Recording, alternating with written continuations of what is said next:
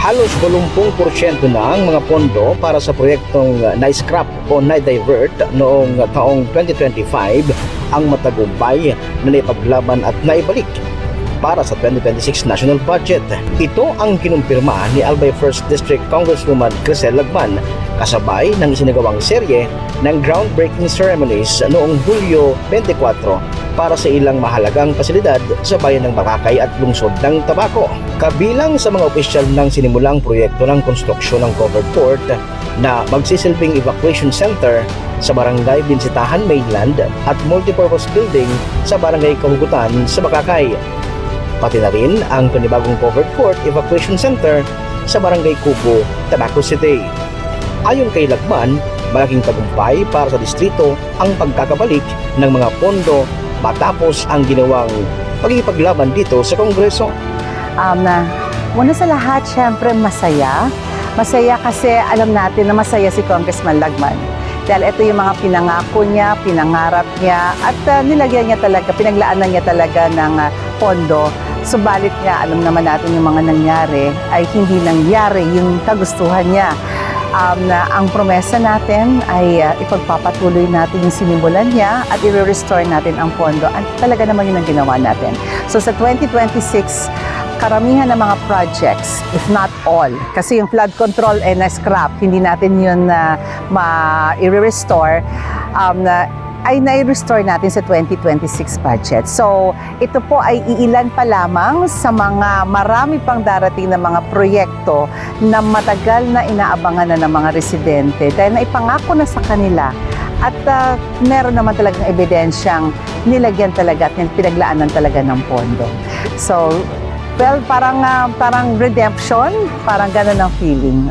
Binigyan din ng kongresista na ang mga naturang proyekto ay hindi patay sa personal na kagustuhan ng isang legislador, kundi bunga ng direktang konsultasyon sa mga community leaders, kabilang ang mga opisyal ng barangay, magsasaka at mangingisda. Dumaan din ang mga ito sa masusing proseso at nakakuha ng formal na pagpapatibay mula sa Municipal Sanggunian at Regional Development Council bago iniharap sa pambansang budget. Inamin ni Lagman na nagkaroon ng bahagyang pagkaantala sa implementasyon dahil sa pagpapalit ng pamunuan ng Department of Public Works and Highways or DPWH at ang pagtaas ng presyo ng mga materyales sa pagpapatayo. Gayunpaman, tapos na ang proseso ng bidding sa DPWH at formal nang naumpisahan ang pagpapatayo ng mga pasilidad. Bukod sa mga naunang proyekto, ibinahagi rin ng kinatawan na 5 barangay sa mga upland areas ng Tabaco City ang makatakdang makatanggap ng mga bagong covered courts. Patuloy rin ang pagsusubaybay ng kanyang tanggapan sa pagpapatayo ng mga health centers, daycare centers at mga gusaling pampaaralan sa distrito. Sa isang emosyonal na pahayag para sa dating kongresista na kanyang ama, sinabi ni Lagman na tinupad niya ang kagustuhan ng kanyang namayapang ama. Kung pinapakinggan kayo ngayon ni Congressman Edson Lagman, ano ang magsabi mo po sa kanya?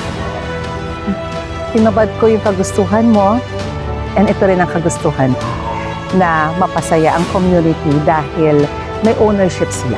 Galing sa kanilang identification at sigurado pahahalagahan nila ang mga bagay na malapit sa puso nila.